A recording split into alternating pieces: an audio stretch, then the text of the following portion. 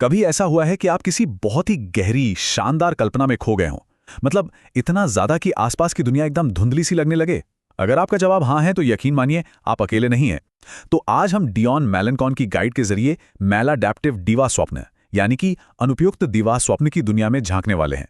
हम ये समझेंगे कि आखिर ये बनते कैसे हैं, क्यों बने रहते हैं और सबसे जरूरी बात, इसे एक बैलेंस्ड और बेहतर आदत में कैसे बदला जा सकता है।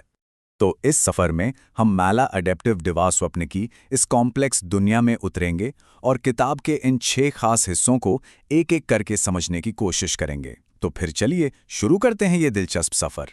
तो सबसे पहला सवाल, आखिर ये मैलाडैप्टिव दिवा स्वप्न है क्या? देखिए, ये सिर्फ ख्याली पुलाव पकाने से कहीं ज्यादा गहरी चीज है। शुरुआत में तो ये एक मामूली सी कल्पना की तरह ही लगता है ना, लेकिन जैसे जैसे जिंदगी का दबाव बढ़ता है, ये धीरे धीरे एक ऐसी आदत बन जाता है जिससे बाहर निकलना बहुत मुश्किल लगने लगता है।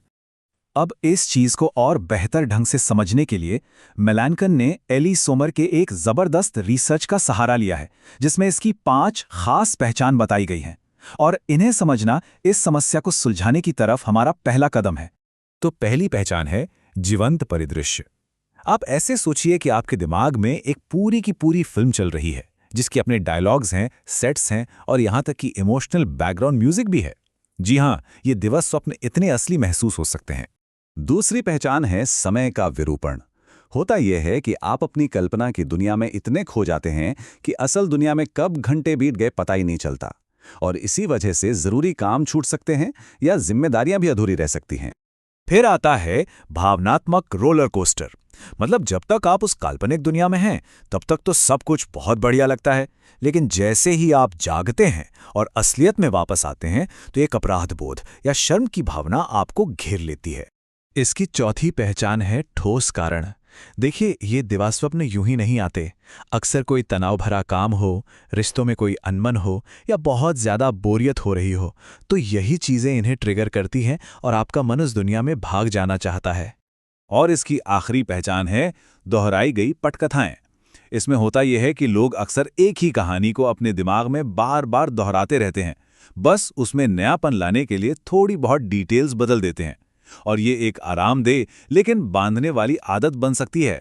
ये चैप्टर एक सेल्फ असेसमेंट के साथ खत्म होता है। इसमें आपको एक हफ्ते तक अपने दिवास स्वप्नों की फ्रीक्वेंसी, उनकी गहराई और उनसे पैदा होने वाले इमोशंस को ट्रैक करने के लिए कहा जाता है। इन पैटर्न्स को समझना ही बदलाव की तरफ पहला और सबसे जरूरी कदम है।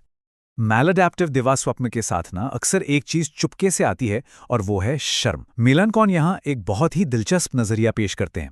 वो कहते हैं कि हमारे अंदर का जो आलोचक है, जो हमें बुरा महसूस कराता है, वो असल में हमारी रक्षा करने की कोशिश कर रहा होता है, भले ही अब उसका तरीका हमें नुकसान पहुंचा रहा हो। अब इस शर्म से निपटने के लिए कुछ तरीके भी बताए गए हैं, जैसे कि डेली कंपैशन ब्रेक, जो आपको खुद के प्रति थोड़ा दयालु होना सिखाता है। एक शेम जर्नल है, जो आपको अपने नेगेटिव विचारों को पहचान कर उन्हें एक पॉजिटिव नजरिए से देखने में मदद करता है। और साथ ही कुछ गाइडेड स्क्रिप्ट्स भी हैं, जो अपने अनुभव दूसरों से साझा करने का हौसला देती हैं। अच्छा, क्या हो अगर ये दिवा स्वप्न असल समस्या हो ही नहीं, बल्कि किसी और गहरी चीज का सिर्फ एक लक्षण हो? मेलानकॉन का यही तर्क है। वो कहते हैं कि अगर इन्हें जड़ से मिटाना है, तो हमें उस छिपी हुई चिंता, दुख या उस अधूरी जरूरत का सामना करना होगा जो इन्हें जन्म देती है।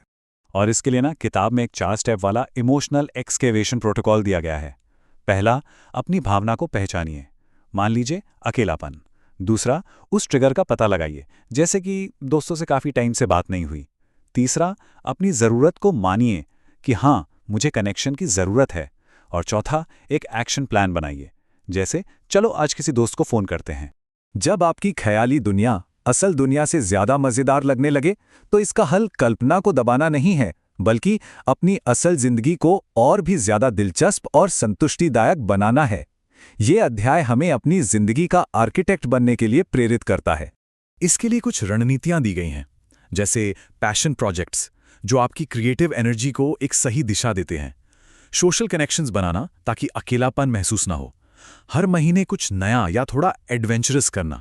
और एक मीनिंग मैपिंग चार्ट बनाना, जिससे ये पता चले कि कौन सी चीजें आपको सच में खुशी देती हैं।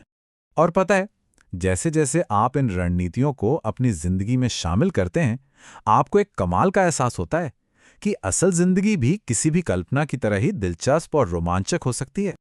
ठीक है, तो हमने अपनी असल जिंदगी को और दिलचस्प बनाने के तरीके तो देख लिए। अब चलिए उन प्रैक्टिकल तरीकों पर ध्यान देते हैं जो हमारे फोकस और मानसिक लचीलेपन को मजबूत करेंगे, ताकि हम दिवा स्वप्नों में यूं ही बह ना जाएं। इसके लिए एक पूरा टूल किट मौजूद है।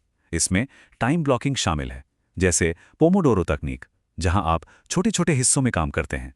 एक डिस्ट्रैक्शन डायरी है जो आपको ये समझने में मदद करती है कि आपका ध्यान कब और क्यों भटकता है। साथ ही छोटी-छोटी माइंडफुलनेस एक्सरसाइज और एक साफ-सुथरा वर्कस्पेस भी फोकस बढ़ाने में बहुत कारगर साबित होता है। एक बात तो पक्की है, बदलाव कभी भी एक सीधी लाइन में नहीं होता। उतार-चढ़ाव तो आते ही हैं।